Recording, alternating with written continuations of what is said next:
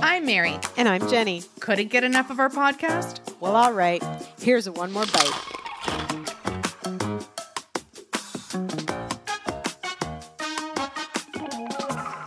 So let's step away from food for a quick second. And what is your favorite place?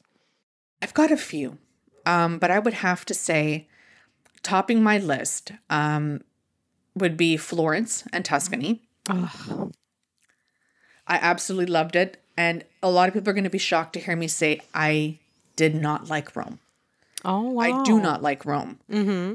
Yeah, I just find it overpopulated, very touristy, congested. It was not my thing. It reminded me of Toronto and New York meshing together with a little bit of history. Oh, wow. That's what it felt like for me. And it's probably because I went from Positano and Sorrento straight to Rome. I shouldn't have, maybe because when you go from like serene, views and anyway, but that was my thing. But the other place I'd love, if you've never gone to the Azores, please put it on your bucket list. My husband is from one of the islands, Terceira, and they have beautiful islands. And the amount of greenery that you see, and then when you wake up, every part of the island, you're overlooking the ocean. It is phenomenal. Oh. You definitely need to try that. Put it on your bucket list, the Azores. That sounds absolutely beautiful indeed, Mary. Wow. What about you? Favorite place? Favorite place? You know what? I'm going to say Italy in general, because I've been to so many spots within the country that it's really, really hard to choose just one. Although I do have to say I do take a different stance on Rome. I loved Rome, and maybe because I did it the opposite. I started in Rome. Okay. And so, just got to absorb all of that city, the Vatican, the Colosseum, all of that. And then from there moved on to the more relaxing destinations of like Sorrento and Capri and Amalfi.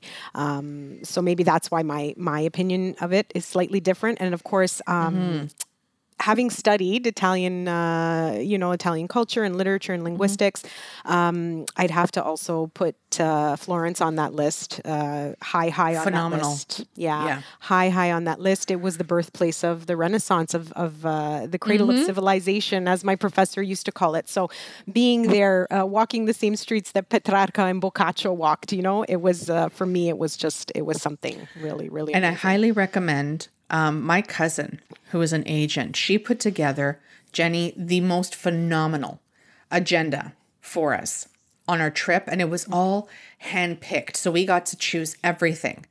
And if you're going to Italy for the first time and you want to visit these places, definitely do the tours. We did the personalized, I can't even talk. I'm so excited. I want to go back. We did, because there were 6 of us, so we did a personal tour. We didn't have to go with the group, so we got extra attention and extra information, which was phenomenal.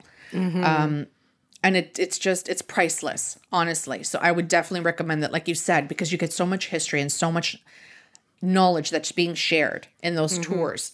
So I would definitely recommend doing that. Or if you have someone who's local to the area that you're visiting to, and I think I shared this with you on your other podcast, Kitchen Confessions, that I was in Puglia last year, my very first trip, and I got like firsthand bird's eye view of like even some of the most remote places, because I was there with my boyfriend who is Pugliese. So, we went off the beaten path. We didn't do the touristy things. Like, so, if you do have that opportunity to travel with someone who really knows the ins and outs of where you're visiting, you don't get a better experience than that. That was a little more sauce from us two sassy ladies, Mary Mamaliti and Jenny Arena. Pretty tasty stuff, right? Didn't catch the whole conversation?